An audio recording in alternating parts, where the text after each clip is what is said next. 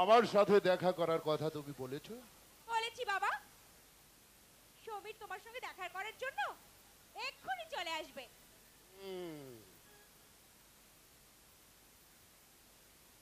দেখো নবিতা, বাবা, বাবা হয়ে তোমার ইচ্ছের মর্যাদা দিতেই একটা ভিখারির ছেলেকে আমি জামাতা রূপে স্বীকৃতি দিচ্ছি। নইলে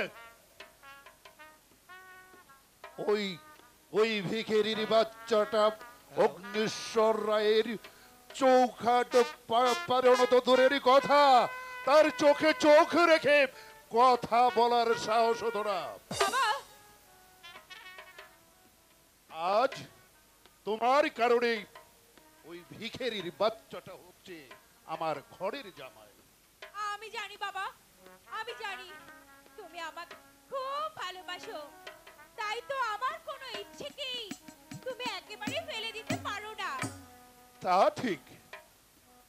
দেখে নবিতা, তুমি হয়তো ভুলে গেছো যে তোমার বাবা অগ্নিশ্বর রায় স্বার্থের বাহিরে কোনো কিছু করে না। আমি সমীরকে কিছু শর্ত দিয়ে দেব, যদি শর্তগুলো সঠিকভাবে মেনে নিতে পারে তাহলে ভালো, আর যদি না মানতে পারে তাহলে ঘাড় ধাক্কা দিয়ে পার করে দিবেন, এই তো। কিন্তু তার আর কোনো প্রয়োজন হবে না স্যার, কারণ আমি নমিতাকে পাবার জন্য আপনার যে কোনো শর্তই আমি মেনে নিতে রাজি আছি, এমনকি মৃত্যুর সমতুল্য হলেও। I see. এই তোমার নামই তাহলে? আগে সমীর রায় চৌধুরী। আচ্ছা, আমার মেয়ে নমিতাকে তুমি চেনো? চেনে কি বলছেন স্যার? শুধু চিনিই না, নমিতাকে আমি মনে প্রাণে ভালোবাসি। তোমার ভালোবাসার দম আছে দেখছি, তার চেয়েও বেশি আছে তোমার সাহস। মানে? মানেটা বুঝতে পারলে না? মানেটা হচ্ছে এই, একটা দারিদ্রতার প্রতিমূর্তি হয়ে তুমি স্পর্শ করতে চাইছো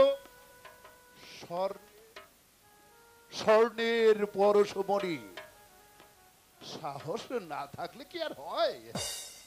না মানে? বিচলিত হবার কিছু নেই।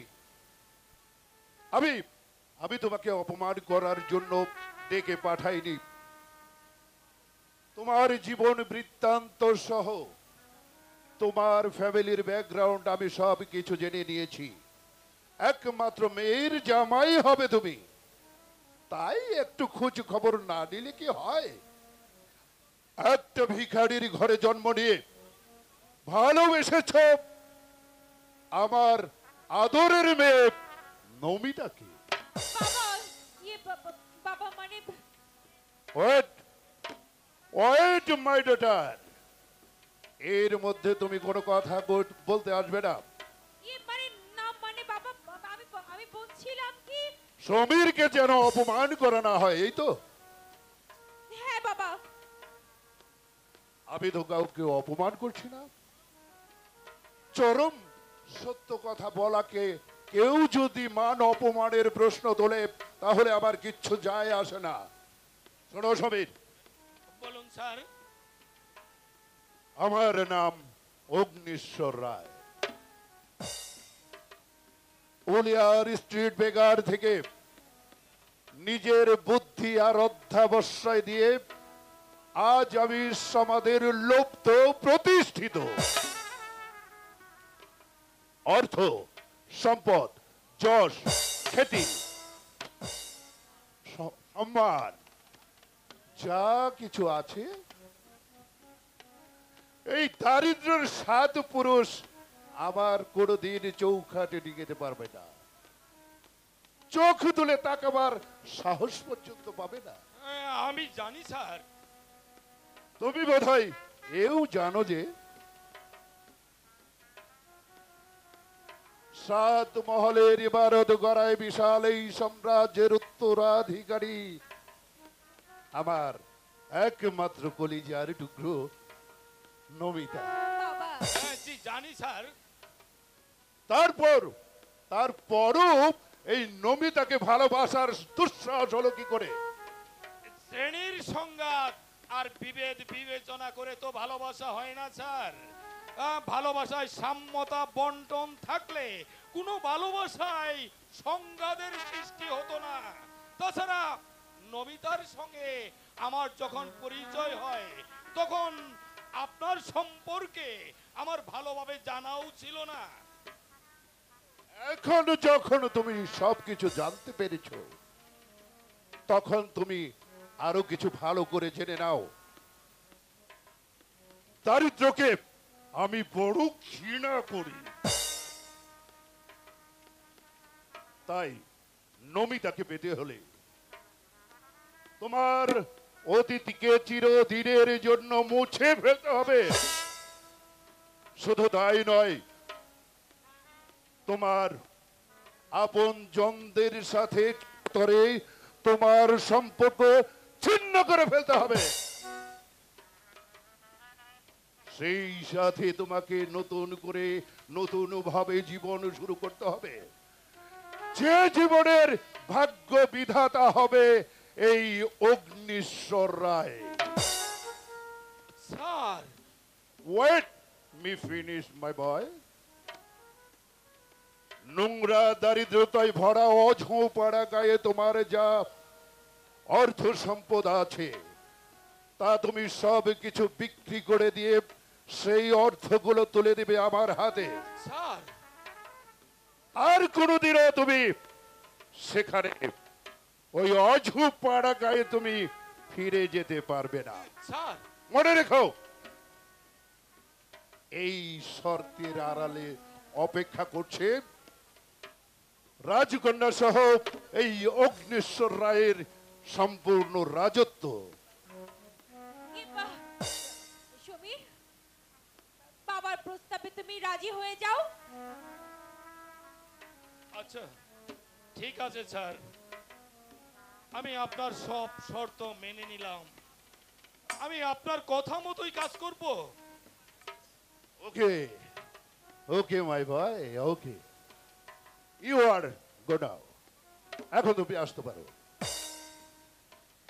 ঠিক আছে বাবা, আমরা তাহলে এখন আসি। এসো এসো সমীর, এসো। আসছি বাবা। আসি স্যার, নমস্কার।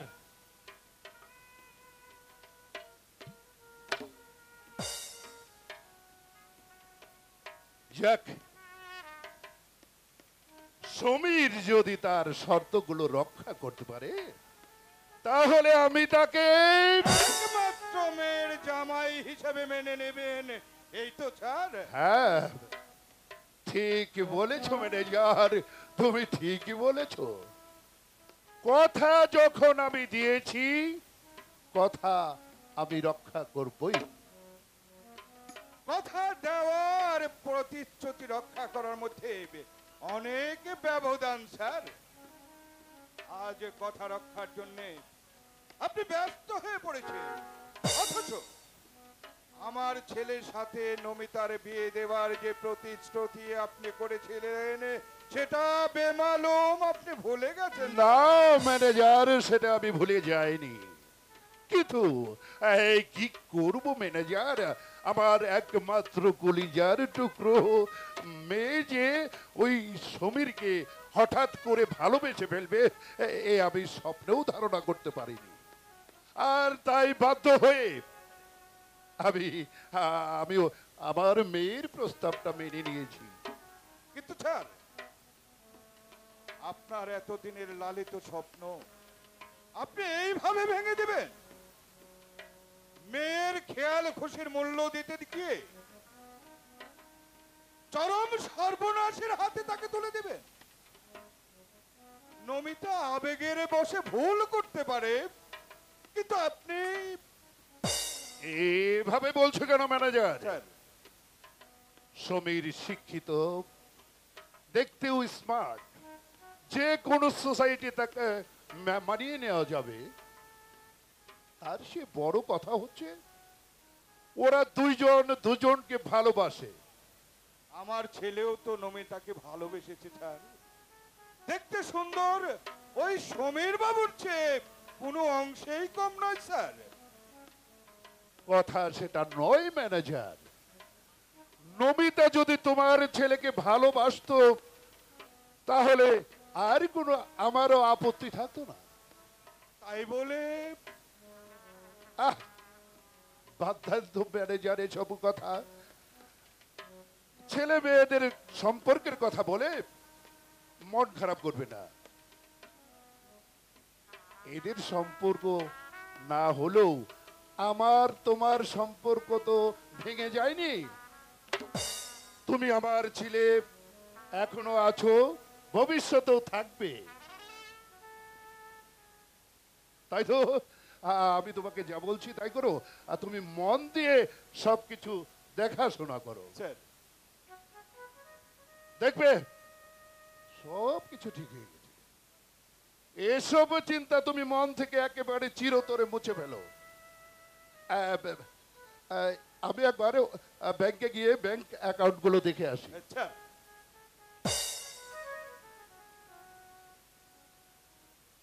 ধনকুবের অগ্নিশ্বর রায়,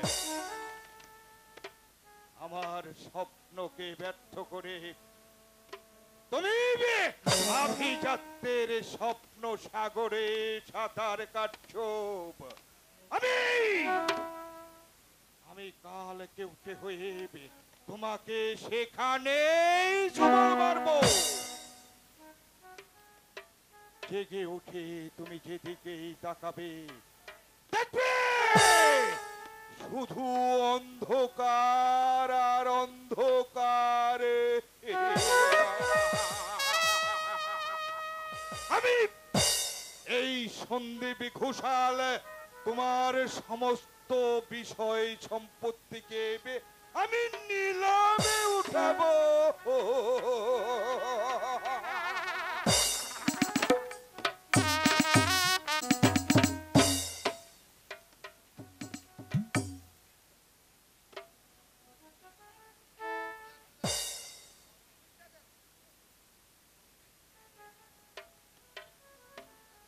আমি জাত গোষ্ঠী সব নিলামে তোলে, তবে আমি এই সুদের ব্যবসায় নেমেছি। আমার সাথে ধাপ্পাবাজি আর মিথ্যাবাজি দুচ্চুরের রং আমি নিলাম করব। সবাইকে আমি নিলাম করে ছেড়ে দেব। আরে গাছ থেকে আমি ওকে বিটে ছাড়াবো। আরে যত সব ছোট লোকের দল ফন্দি ফিকির করে আমাকে পথে বসানো ফন্দি। নিদাম, ওরে বেটা নিদাম, আরে জলদি সব হিসাব পত্র নিয়ে আয়।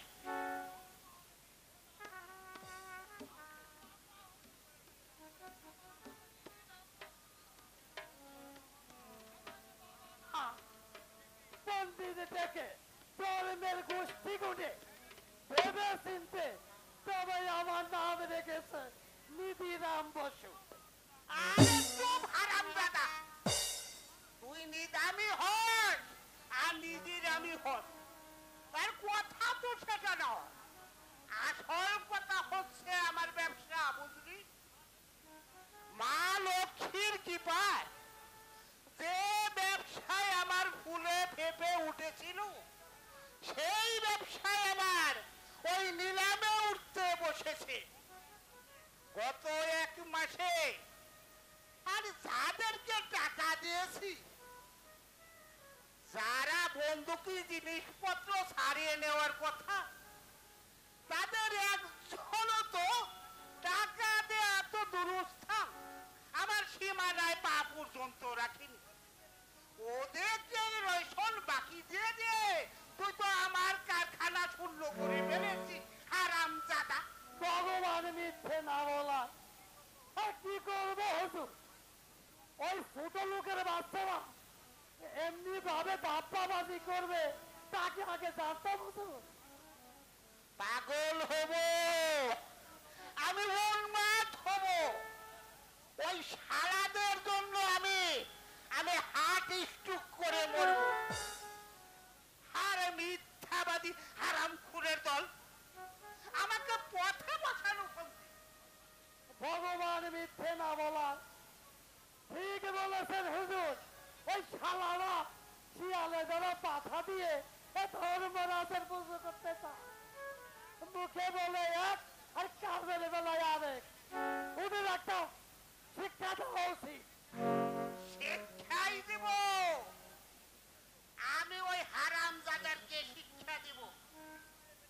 মাথার গাম পায়ে ফেলে যে পয়সা আমি সঞ্চয় করেছি, সবাই মিলে সেই পয়সা আমার বাগিয়ে নেওয়ার মতন আমি ছাড়বো না, আমি কাউকে ছাড়বো না। ওই হ্যান্ড নোটে সবার নামের পাশে 1 লাখ টাকা 2 লাখ আমাদেরকে আমি ভিটে ছাড়া করবো। ভগবান মিথ্যে না বলা, সবাই যদি তার পথে পথে আপনার সুদের টাকা দেবে কি করে? বাস্তবিটা ওই বটি বটি, আর প্রয়োজন হলে শরীরের রক্ত বিক্রি করে হলেও আমার টাকা কিন্তু পরিশোধ করতে হবে। আমার নাম নীলাম্ব সাধু, সব কিছু নিলাম করাই আমার কাজ। যে করেই হোক আমার চাই টাকা। টাকা। হ্যাঁ ঠাকুর মশাই, অর্জুনকে পুলিশ ধরে নিয়ে গেছে। আমার কিছু টাকা লাগবে, জামিন করতে টাকা লাগবে। যেভাবেই হোক আমাকে কিছু টাকা ধার দিন, আমি আমি সামনে মাসেই পরিশোধ করে দেব। আরে, বলো কি প্রতিবাদে? আরে টাকা ধার দিব আমি? আমার ঊর্ধ্বতন 7 পুরুষ কখনো কাউকে টাকা ধার দেয়নি। হাজার হোক, এই তারা ছিলেন আমার গুরুজন। আমি তাদের যোগ্য উত্তরসূরি হয়ে তোমাকে টাকা ধার দেই কি করে? আরে বংশের আওয়াজ বলো তো একখান কথা।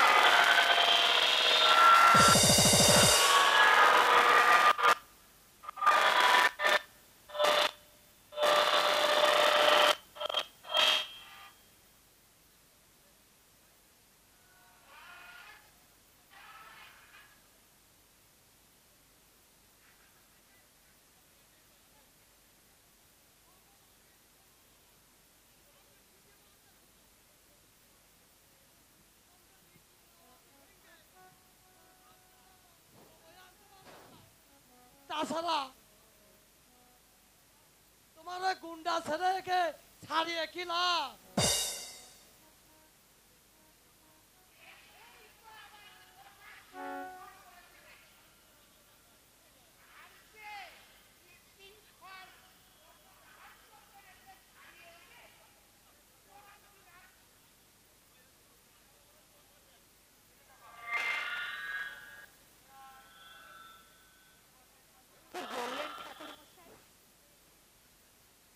নিজের সন্তানের মঙ্গল কামনা না করে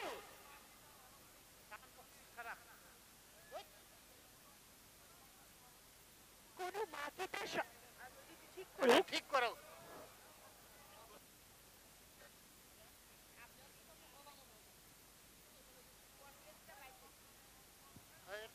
হ্যালো হ্যালো হ্যালো একটাও পাল্লা ছিনতাই মাটি। Hello hello hello hello hello,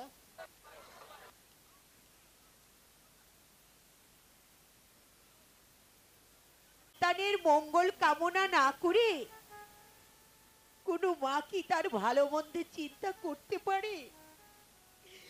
সব কিছু হারিয়ে ওই অর্জুনকে বুকে নিয়ে আজও আমি বেঁচে আছি। আর কিছু না হোক, আমি আমি মরার পর আমার মুখে আগুনটা তো দিতে পারবে। শুধু তোমার খিদে নয়, তোমার ওই গুণটা খেলে আমাদের অনেকের খিদাই বুঝতে পারবে। আগে একটু সাবধানে থাকতে বলো, এই আগুনে যেন নিজেই না হয়। কি করব বলুন? মন্দ হোক ভালো হোক, আমি আমি যে তার মা। আর এই জন্যই তো আমাকে কথা শুনতে হয়। ভগবানের কাছে মায়ের করুণ আর্তনাদ পৌঁছায় না যে।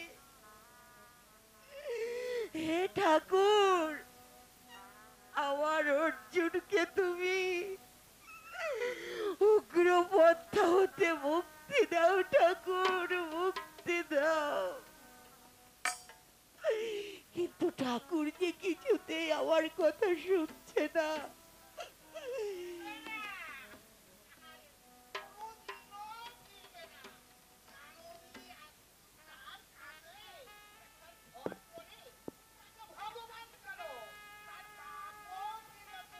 ঠাকুর মশাই,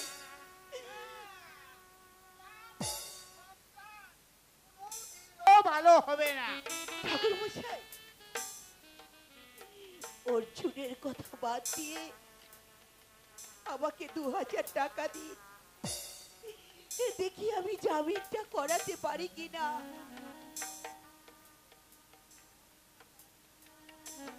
তাহলে তুমি একটা কাজ করো প্রতিমা দেবী, তোমার ওই বাস্তবিটার দলিলটা নিয়ে এসো। ওটা আমার কাছে বন্ধক রেখে তুমি টাকাটা নিয়ে যাও।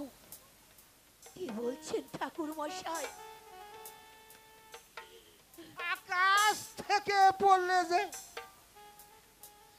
আমি তোমাকে এমনি এমনি তো টাকা দিতে পারি না প্রতিমা দেবী। না, তা দিবেন কেন? কিন্তু মাথা গোজার জন্য ওই বাস্তবিটাটাই যে আমাদের সম্বল। তাও যদি খোয়াতে হয়, তাহলে তাহলে আমরা থাকবো কোথায়? আরে গাছ তলায় যাইয়ে থাকবে। ঠাকুর মশাই, আরে তোমাদের নিয়ে হচ্ছে যত মরণ। এই বংশ ছেড়ে এই সম্বল, এই বংশ বাস্তবিটাই সম্বল। আগে ঠিক করো কোনটাকে তুমি বাঁচাবে, ছেলে না বাস্তবিটা। কিছু পেতে হলে কিছু তো ছাড়তেই হবে। কি বলিস রে নিজাম? ভগবান মিথ্যে না বলায় তা তো বটে। এবার তুমি ঠিক করো, তুমি কি করবে? কান্না ঝরা রজনীতে ওকে আমি আমার এই মায়ের শূন্য বুকে জড়িয়ে ধরেছিলাম। আমার স্বপ্ন ছিল শত কষ্টের মাঝেও অর্জুনকে আমি মানুষের মতো মানুষ করব। কিন্তু কিন্তু তা যে আর হলো না। এই নিষ্ঠুর সমাজ নীতি কঙ্কিল আবত্তে আমার ছেলেটা যে হারিয়ে গেল। অনেক ভাবনারই যখন সমাধান হলো না, তখন তখন ভেবে আর কি হবে। আপনি আপনি এক কাজ করুন,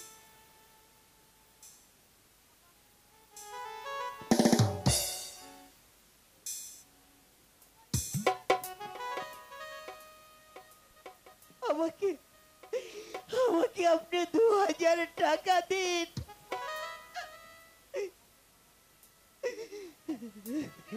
পর্যন্ত হাতের বালা দুটো খুলে দিচ্ছ। তা বেশ, বালা দুটো তোমার দেখি, ওটা আসল না নকল?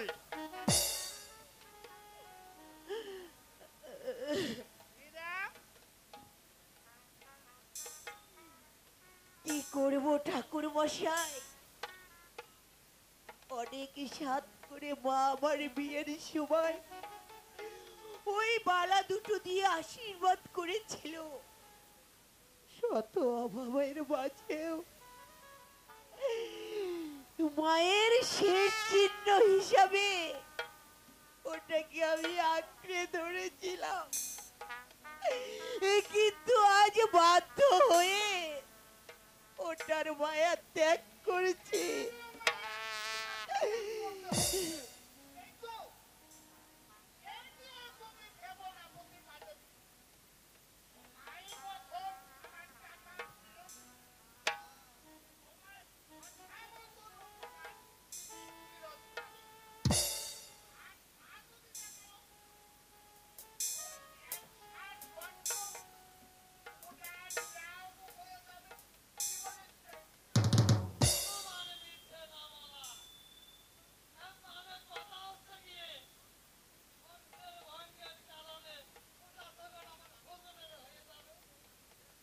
সে আমি জানি। এবার আমাকে টাকাটা দিন।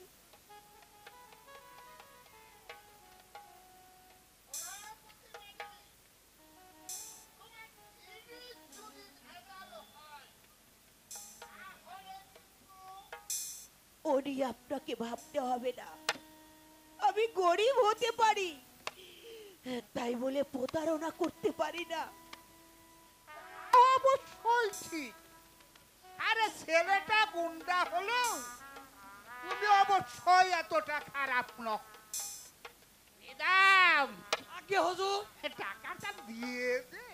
ভগবান মিথ্যে না বলায় দিচ্ছি হুজুর। এই না,